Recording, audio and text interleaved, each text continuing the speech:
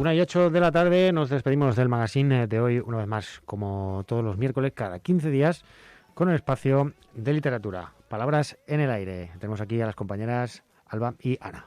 Bienvenidas. Buenos días, Puche. Hola, buenos días. Pues nada, nosotras, pues muy buenos días a todos y un miércoles más aquí nos tenéis pues para traeros una buena selección de literatura.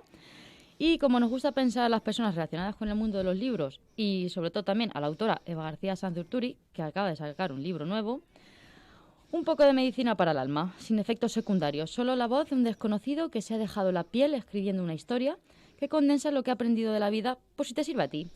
Y siendo el día que fue ayer, pues vamos a ver si conseguimos transmitir un poco de esta sabiduría a través de voces de mujeres, historias de mujeres, realidades de mujeres, que nos pueden permitir mejorar la sociedad en la que vivimos. Y como sabemos que en la variedad está el gusto, hemos hecho una selección de diferentes géneros para que cual elija el camino que quiere tomar para su aprendizaje del feminismo. Dejo paso a Alba, que va a comenzar con historia. Pues sí, comenzamos con el género histórico, tanto en novela como en libros de historia. Como historiadora que soy, os quiero hablar de 2 libros de materias o académicos que son un referente a la hora de estudiar, investigar y conocer la historia de las mujeres. El primero de ellos está coordinado por Isabel Morant, que es profesora de la Universidad de Valencia, y se titula Historia de las mujeres en España y América Latina. Publicado entre 2005 y 2008 por la editorial Ediciones Cátedra, consta de 4 volúmenes divididos por épocas históricas. De esta forma, el primer volumen va de la prehistoria a la Edad Media, el segundo es el mundo moderno, el tercero va del siglo XIX a los umbrales del XX y el cuarto del siglo XX a los umbrales del XXI. Así tenemos un compendio de la historia de las mujeres en todas las épocas. En esta obra conjunta, más de un centenar de historiadores e historiadoras han aunado esfuerzos para hablarnos de la historia de las mujeres, de sus vidas cotidianas, de sus trabajos, de sus formas de religiosidad, de su escritura y su pensamiento, de su participación en la vida social y política, y también en la cultura. Esta nueva historia se pregunta sobre el significado que determinados momentos o hechos históricos tuvieron en las vidas de las mujeres, cómo les afectaron y sobre todo cómo los vivieron. Son, como he comentado, 4 volúmenes que constituyen unos libros de cabecera fundamentales para los historiadores y también pues para aquellos lectores y lectoras que quieran conocer un poquito más la historia de las mujeres, que es esa gran desconocida muchas veces. Sí, desde luego. Y el segundo libro académico ya está más centrado en la Edad Media, porque es el periodo en el que yo me especialicé cuando hice la carrera.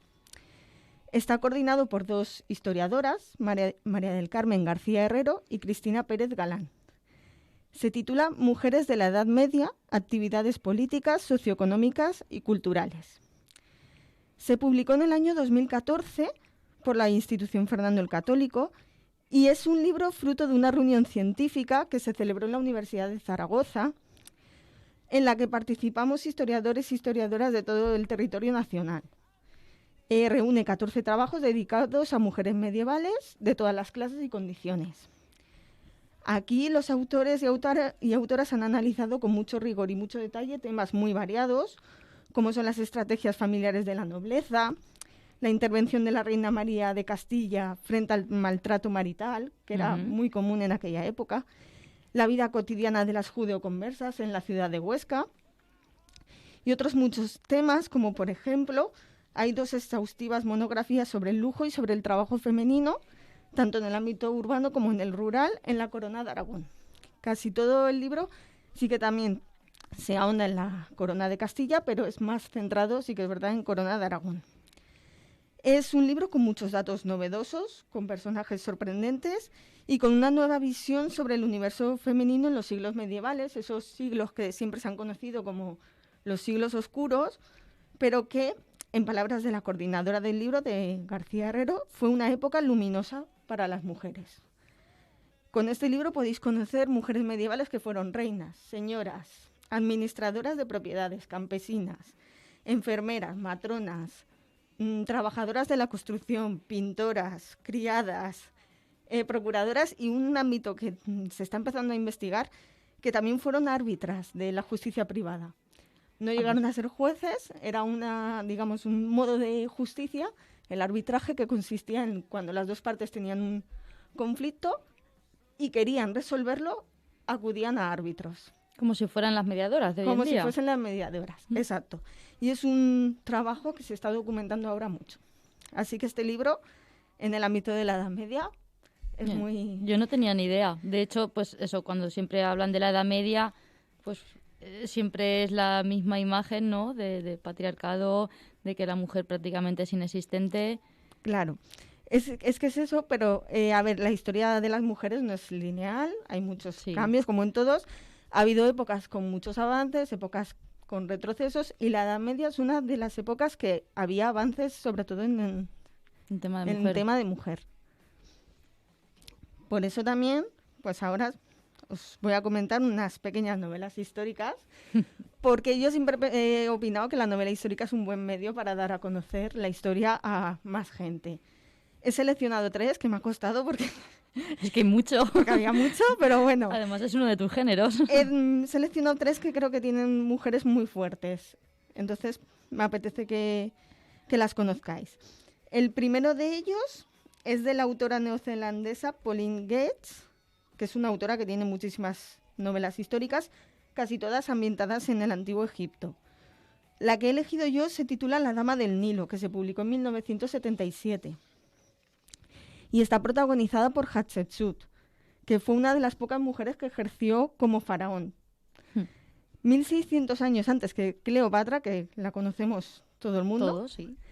Pues 1600 antes reinó Hatshepsut, una mujer extraordinaria por su inteligencia y su belleza, y también por ser la primera de la historia que gobernó en un mundo dominado por los hombres. Según la tradición secular, los faraones de Egipto solo podían reinar si se casaban con una mujer de sangre real, que mediante el matrimonio otorgaba al hombre la condición de soberano. Tan arraigada costumbre se rompió por primera vez hace 35 siglos, cuando el faraón Tutmosis I dictaminó que su hija Hatshepsut, de 15 años, fuera consagrada primera emperatriz de la historia de Egipto. Hábil en la administración, audaz en la guerra y, sobre todo, entregada a su tierra y a su pueblo, la Dama del Nilo supo defenderse de los celos y la insidia de sus enemigos y mantener el poder del imperio en el apogeo de su gloria. Su azarosa vida, llena de apasionados amores y brillantes éxitos militares, nos la relata con mucho realismo Pauline Gates en esta novela que os he comentado, La Dama del Nilo. La verdad es que me entran ganas de leerlo. Yo lo leí hace muchísimos años, me impactó y lo estoy releyendo ahora, porque a raíz de preparar el programa dije, me apetecía volver a leerlo. Y la segunda novela histórica ya está ambientada en la Edad Media, escrita por Sabrina Capitani. Es una mujer que Sabrina Capitani es el seudónimo de Sabine Korsukiewicz, que es una prestigiosa guionista de televisión alemana. En sus novelas destaca por la fluidez de su escritura y por la sutil reconstrucción histórica que lleva a cabo. Estas cualidades las podemos ver en la novela que os voy a proponer, que se titula La escribana de París, donde nos narra la historia de Christine de Pizan, una de las primeras mujeres escritoras.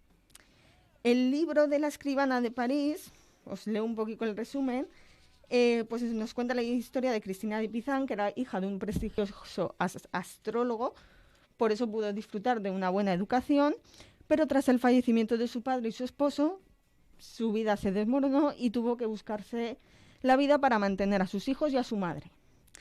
Así que se vio obligada a trabajar como escribana de mercados parisinos y también como copista para la Biblioteca Real. Era una vida muy difícil porque, claro, encima era una viuda que estaba decidida a no volver a casarse. Y su talento se centraba en la escritura, que en aquella época, en la Edad Media, pues era más difícil para una mujer. Su madre, empeñada en buscarle marido, le presentó a un nuevo pretendiente que es rechazado por Cristina. Este pretendiente resentido la secuestra y la mantiene encerrada en su castillo. Y la novela nos cuenta esto. Durante su cautiverio, Cristina conocerá a Tomás, un monje dispuesto a socorrerla, que es muy habilidoso para los dibujos, con lo que colaboró con Cristina como iluminador de los manuscritos que ella copiaba. Un día dan con un enigmático manuscrito que está relacionado con varias muertes misteriosas y le siguen la pista.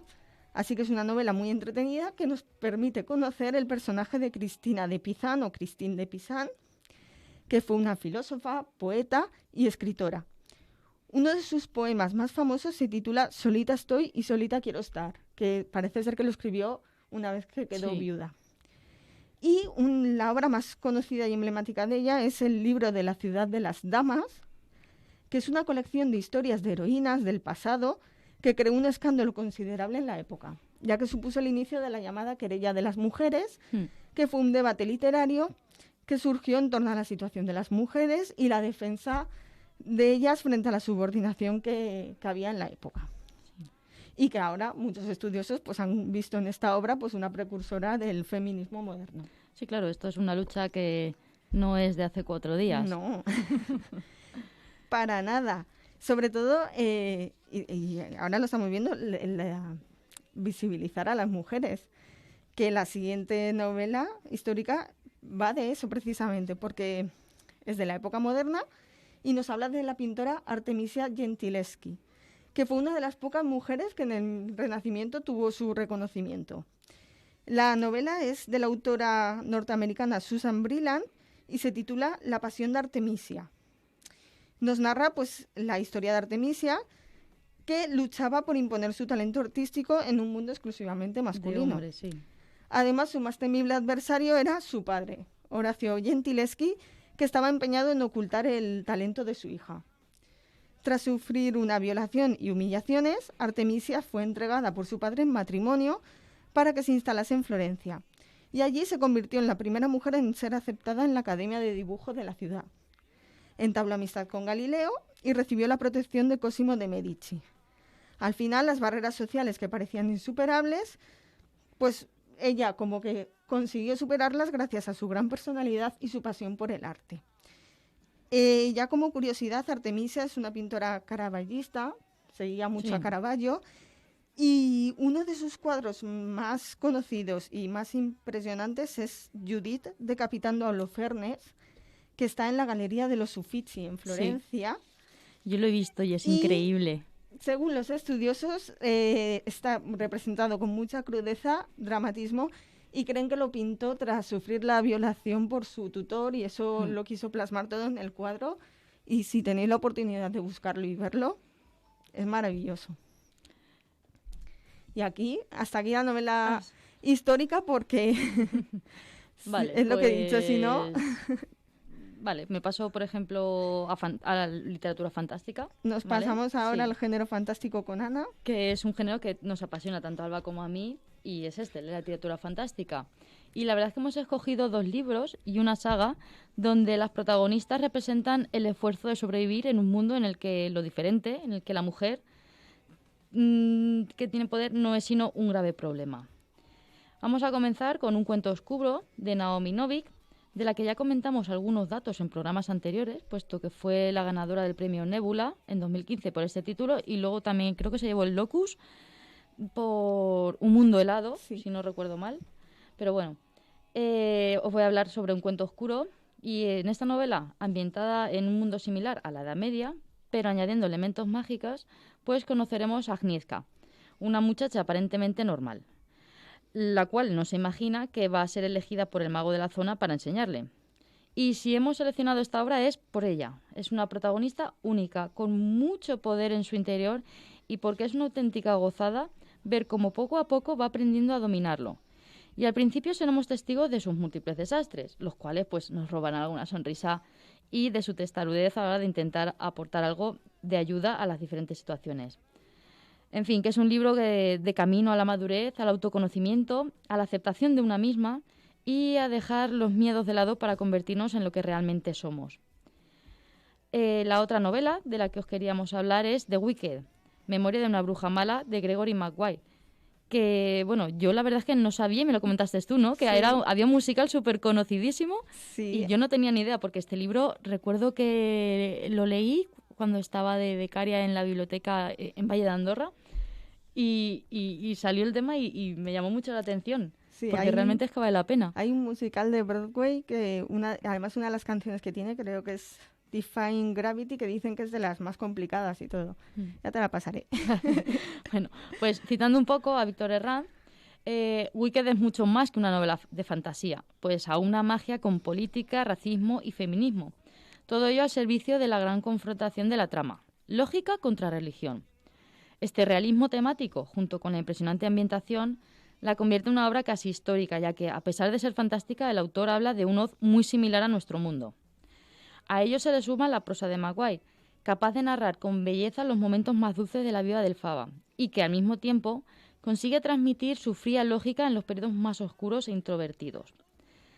Sin embargo, a causa de su fuerte componente político, puede ser algo que no te esperas. Pero bueno, no te dejes engañar por el musical Wicked. Wicked no es ligera ni tiene un ritmo trepidante. En cambio, sí que plantea una serie de conflictos sobre la identidad, la xenofobia, el poder y la revolución que te dejarán con la boca abierta, ya que quizás de Memorias de una bruja mala no es lo que esperas, sino es algo mucho mejor. Y para acabar con este género, pues nos gustaría hablaros de una saga, Las Nieblas de Avalon, que teníamos nuestras dudas si incorporarla o no, pero creo que vale la pena. El primer libro se publicó por primera vez en el año 83, y la cual no debemos confundir con el ciclo Pendragón, porque aunque cuenta la misma historia, la escritora estadounidense Marion Zimmer Bradley recrea esta historia del rey Arturo desde la perspectiva de los personajes femeninos, por medio de la mirada y las vidas de las mujeres que le hicieron posible el mito, gracias a la lucha y al sacrificio personal como Igraine, la reina Ginebra o Morgana, quien es la protagonista principal. Al igual que otras obras anteriores de su autora, el libro ofrece una interpretación feminista de varios arquetipos de género fantástico, ahondando en personajes que tradicionalmente habían sido relegados a un segundo plano en favor de las hazañas heroicas de Arturo y de los caballeros de la mesa redonda. También explora los cambios políticos y culturales fruto del paso de una sociedad pagana, de la corte matriarcal a la cultura patriarcal traída por el cristianismo. ¿Y qué género hacemos ahora? Pues ciencia ficción, que siempre con fantasía. Sí, siempre van de la mano, aunque luego realmente nunca tienen nada que ver. Bueno, a ver, yo siempre digo, la verdad es que siempre lo decimos, la ciencia ficción y la fantasía siempre han estado un poco desterradas y las han tratado como si fueran menos importantes, pero al final tratan los problemas reales del mundo en el que vivimos, pero desde una visión, ¿no? Un poco fuera, como para dar más perspectiva. A mí me gusta por eso, porque es como que también digamos que te aleja de la realidad, pero realmente estás tratando los mismos problemas. Sí. Entonces, por eso son géneros que me gustan. Sí. Bueno, pues os vamos a hablar... A ver, antes de que se me olvide, sí que me gustaría hacer un apunte, como de ciencia ficción o una obra distopía, que no la hemos comentado en extensión, porque ya habíamos hablado de ella, que es el del cuento de la criada, que de verdad, o sea, hay que leerla. Y bueno, ahora os vamos a hablar que más que una novela es un proyecto, ¿vale? Y se trata de Púrpura, de Terry Logan y Rubén Arnaiz, que en estos momentos se está autopublicando a través de la plataforma Berkami. Y además os voy a dar toda la explicación para que seáis conscientes de que el libro todavía no está físico, porque ya os digo que se está autopublicando y están recogiendo, pero bueno, que sepáis que es a través de una campaña de sensibilización sobre la visibilidad de la mujer y la igualdad del género en la ficción, que es a través de este cuento, uy, no me sale ahora. Libro de relatos. Libro de relatos de cuentos. Y bueno, el 50% de lo que recojan de los beneficios también se destinarán a la ONG UNICEF para la campaña de ayuda a Ucrania. Y bueno, tras esta aclaración, pues Púrpura es una colección de relatos que giran en torno a los problemas de la mujer, como la violencia de género, el abuso sexual infantil, la diferencia de oportunidades laborales y su brecha salarial, el acoso sexual, el embarazo y el aborto, el desequilibrio conyugal en el compromiso sobre el cuidado y la educación de los hijos y la dificultad para la conciliación familiar, la discriminación y condicionamiento sexual. Pero sobre todo se tocan desde la fuerza, la autoestima y valentía con la que las protagonistas detonan cada una de estas historias. Son 8 historias: O el sótano, Mi templo, Parálisis, Nana Chip, De género, Habitación blanca, Hijoteca y Despertar, que están abanderadas por protagonistas femeninas con potentes mensajes de resiliencia, empoderamiento y positividad. Sus páginas nos transportan hasta la realidad social de la desigualdad que redunda primordialmente en el género femenino, sin caer en estereotipos. contundente, directa y metafórica. La literatura de Púrpura es reivindicativa y reflexiva al más puro estilo de la serie de Black Mirror, rayando los límites que a veces no somos conscientes de traspasar en nuestro día a día. 8 historias y realidades diferentes, con tonos narrativos y descripciones duras y ficcionadas que alcanzan el thriller fantástico, el terror y la ciencia ficción. Y gracias a esta ficción llevada a límites extremos, es la propia brutalidad de cada historia, su situación extrema e incluso irrealidad aparente la que provoca el punto de giro o clic a la hora de hacer encajar estos temas que subyacen al relato. Y es, una vez desentramado el hilo de ficción construido, cuando queda visible el tema principal de forma sencilla, simple y clara. Y yo creo que de ciencia ficción lo dejamos aquí. Sí. ¿A qué pasamos ahora? Como ya comentamos, yo ya te comenté, digo, tenía muchas ganas, a ver si consiguen sacar Púrpura. Pues podemos pasar a narrativa, que hay 2 libros que están también muy bien. El primero, igual ya lo comentamos en algunos programas anteriores, es de la escritora surcoreana Cho Nam-yo, Sí. y el libro es Kim Ji-young, nacida en 1982. Sí. Que es un libro que se ha convertido en un referente para el movimiento feminista de Corea del Sur y de otras partes de Asia. Narra la historia de Kim Ji-young, que tiene un nombre muy corriente y el personaje es eso, una mujer normal y corriente, con dificultades para conseguir entrevistas laborales, una mujer que sufrió acoso en la escuela y en el trabajo, tiene que sufrir la brecha salarial. En definitiva, nos muestra las desigualdades a las que se tienen que enfrentar las mujeres de ese país y bueno en el mundo también. Sí. En palabras de Berna González, en una reseña que hizo para el periódico El País, lo cito textualmente: es una hermosa historia de la fea normalidad, de una discriminación que no es violenta, de un dominio de baja intensidad, pero que lastra a la mujer. El libro ha sido descrito como un terremoto que ha sacudido a las mujeres en medio mundo. Y además, lo más importante, creo yo, es que ha inspirado grandes cambios en la legislación coreana contra la discriminación de género en el trabajo. Y son conocidas además como las leyes Kim Ji-young, que han surgido a raíz de este libro y del éxito que ha tenido. Si es que tenemos la sabiduría y la fuerza al alcance, solo tenemos que gastarla. Sí, sí. Yo cuando leí dije, mira, lo que puede conseguir un libro, pues aquí lo tenemos. Que se haya legislado contra la discriminación de género en Corea del Sur. Y claro, si hablamos de personajes femeninos fuertes, tenemos que mencionar a nuestra Almudena Grandes, por supuestísimo. Ya os comentamos varios de sus libros en el programa que le dedicamos en homenaje, pero hubo uno que se nos quedó ahí en el tintero y que es que ahora viene genial, porque es un libro de relatos titulado Modelos de mujer. Se trata de 7 relatos protagonizados por mujeres que en distintas edades y circunstancias se enfrentan todas ellas en algún momento a hechos extraordinarios. Los 3 primeros relatos son Los ojos rotos, Malena, una vida hervida y Bárbara contra la muerte. Y esto es lo que tienen en común, es que los personajes femeninos vencen, cada uno a su manera, a la muerte. Y los 4 últimos relatos son El vocabulario de los balcones, Amor de madre, Modelos de mujer, que dan nombre al libro, y La buena hija. En estos, las protagonistas tuercen el destino a su favor, recurriendo unas al poder de seducción, otras a la fuerza de la razón, pero todas ellas con la voluntad que les otorga el firme deseo de no tolerar que la vida se les escape de las manos. Son 7 relatos independientes entre sí, pero comparten de característica sus protagonistas, que son mujeres fuertes que con las armas que tienen se enfrentan a todo, al amor, a la vida, a la muerte, a todo.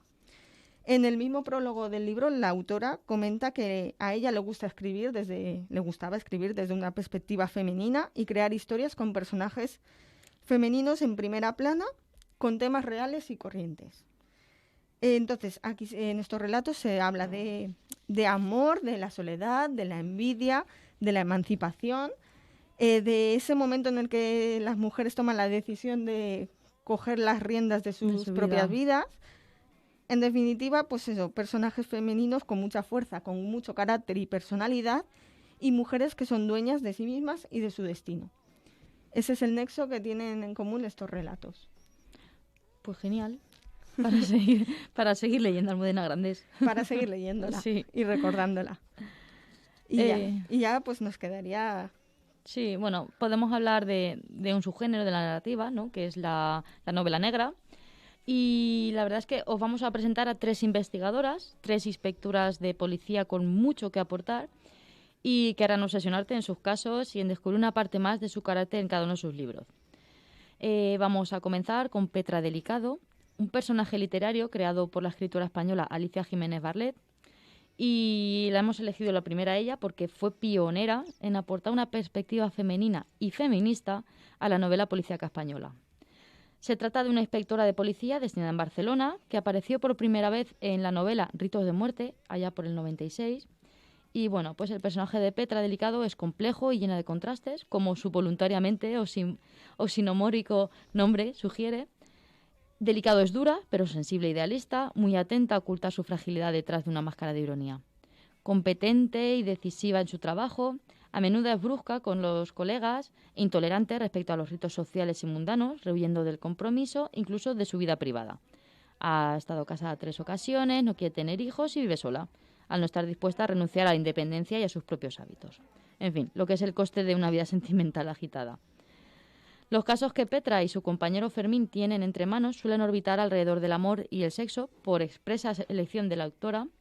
Y bueno, las situaciones a las que se enfrenta su personaje, según su Barlet, están inspiradas en una inspectora jefe del Cuerpo Nacional de Policía en Barcelona llamada Margarita García, que tiene 51 años y con más de 3 décadas de servicio y amplia experiencia desde la lucha contra el narcotráfico, homicidios, delincuencia económica y temas de mujer e inteligencia criminal. Tomando las palabras de Ana Elena Rivera Muñiz, Amaya Salazar, creada por Dolores Redondo, inspectora brillante, es una de las nuevas detectives rompedoras de las que no dejan indiferente. De momento nos han regalado una trilogía y la promesa de la autora de continuar con las aventuras de Amaya. Amaya es inspectora de la Policía Foral de Navarra, estudió en Cuántico, en la Academia del FBI, está en la treintena, casada con un escultor americano y cuando empieza la trilogía no tiene hijos. Amaya carga con un terrible pasado, es una persona luchadora, una superviviente. Y a pesar de su carácter persistente, trabajadora e inteligente, se enfrenta al rechazo de algunos policías masculinos, no solo por ser mujer, sino por ser mujer, venir del FBI y ser su jefa. Amaya no es agresiva, rompe con el estereotipo de género y no es grosera ni se lía a mamporrazos cada 3 capítulos. Aunque es cierto que en una ocasión termina a puñetazos con uno de sus policías, pero solo una vez, ¿eh? La increíble fortaleza de Amaya la hace seguir adelante, a pesar de sus demonios, que son muchos y poderosos, y la convierte en una profesional imparable que lucha por aquello en lo que cree. Amaya trabaja con el inspector Montes, un policía anticuado y machista que atraviesa una crisis personal, y con el subinspector Jonan Echaide, que es antropólogo y arqueólogo, un tipo íntegro e inteligente. Y bueno, los casos que resuelve Amaya son muy crudos, de los que no dejan dormir. Pues un asesino de niña, fetichista y descarnado, que son los que abren un poco la trilogía. Y tampoco quiero desgranar mucho más, porque si no vamos mal. Y bueno, no encontramos violencia sanguinaria gratuita en las novelas de Dolores Redondo. No. Es una crueldad muy sutil y descarnada, donde la familia, la magia, el inofensivo negocio de la fabricación de pasteles tradicionales, la envidia, el amor, dependencia, la obsesión fetichista del asesino por el dulce típico de la zona, su infancia perdida, la niebla y la locura, pues se mezclan hasta conseguir una atmósfera que recuerda a las películas de terror antiguas. En fin, que no hay tranquilidad para el lector, del horror emocional que salpica cada paso que Salazar recorre en el Bazán. Además, Amaya Salazar también tiene eso, el pasado ese... Tan oscuro que tiene, que luego, pues claro, al final de la trilogía la entiendes más. Y con el libro de La cara norte del corazón... Que es en teoría el primero. Que es cuando ella está en Cuántico, también te adentras un poco más en todo lo que... Sí. En todo lo que a ella le hace ser como es al final. Sí. Y para finalizar con las detectives, os voy a hablar de Elena Martínez, que fue creada por Carmen Riera en Vengaré tu muerte. Es una ex detective cuya conciencia carga con la culpa de participar en un caso en el que se condenaron personas inocentes. Ese caso nos lleva al año 2010, con la detective investigando la desaparición del empresario catalán Robert Solivelles. en un contexto político-económico de corrupción y dinero fácil. Para conocer un poco a esta detective y su caso, nos hemos basado en la reseña de Jesús Matías Batalla. Y bueno, la verdad es que Vengaré tu muerte es la narración de una mujer arrepentida por haber condenado a 2 personas inocentes a una pena de cárcel, porque además ella estaba convencida de que todas las pruebas conducían a su culpabilidad. Es un relato muy bien escrito en el que va despejando dudas poco a poco, abriendo capítulo a capítulo las distintas capas en las que se divide la historia, hilando la madeja, ¿no?, para que el lector disfrute con el resultado. Y la verdad es que se disfruta muchísimo, sobre todo con las conversaciones desenfadadas de la protagonista, Elena Martínez, con Jaume, que es su amigo con derecho a roce, con el cariño con el que la detectiva trata a Elena Liu, su chinita, la hija adoptada del matrimonio Sol y Bellas, con el humor de los ronquidos de un amante y sus ganas de complacer a la mujer, a la que por nada del mundo quiere molestar, muy impropio de la masculinidad, que muchos quieren defender como inamovible. Y pues eso, también pues con una subinspectora echándole en cara a un superior su machismo, en una sociedad en la que todas las capas se tienen que adaptar a los nuevos tiempos, incluido lo del feminismo. Unos nuevos tiempos en los que, pese a todo, siguen permaneciendo creencias del pasado que llevan a confiar en algunas ocasiones la vida a videntes y futurólogos, como hace Montserrat Bofarul, que es la viuda de la víctima. Y que lo recomiendo mucho. Y creo que tenemos 5 minutos más, como mucho. Podemos hablar. Acabamos con romántica, por ejemplo. Venga, va, así. Dejamos así el aire dulzón. Después de Sí. las detectives que se enfrentan a casos Un poco escabrosos. Bueno, pues os vamos a hablar de Elizabeth Benavent con su saga de Valeria. Elizabeth Benavent, que se hacía conocer como Beta Coqueta en las redes, se autopublicó en Los zapatos de Valeria el 3 de enero del 2013 a través de una plataforma digital. Y pocos meses después de esta publicación en Amazon, si no recuerdo mal, pues la editorial Suma publicó la novela como primer libro de la saga Valeria, que fue continuado por Valeria en el espejo, Valeria en blanco y negro, Valeria al desnudo y finalmente El diario de Lola, donde narra la historia de Valeria y sus amigas en un viaje de la vida y el amor. La pluma ágil y divertida de Elizabeth nos muestra una nueva tipología de novela romántica que sale de los estereotipos clásicos de la dama en apuros. Y son novelas en las que las protagonistas crecen como mujeres, con el apoyo incondicional de sus amigas, creando una sororidad ejemplar. Además que a través de sus pensamientos pues nos muestran y enseñan realidades de los problemas cotidianos con soluciones lógicas. Todo ello acompañado con un humor a veces inteligente y otras veces absurdo, que hace que no quieras dejar de leer estos libros. Y recuerdo, me apunté una frase que era... Sí, mira, un ejemplo de estos mensajes, ¿no?, que puede ser el siguiente.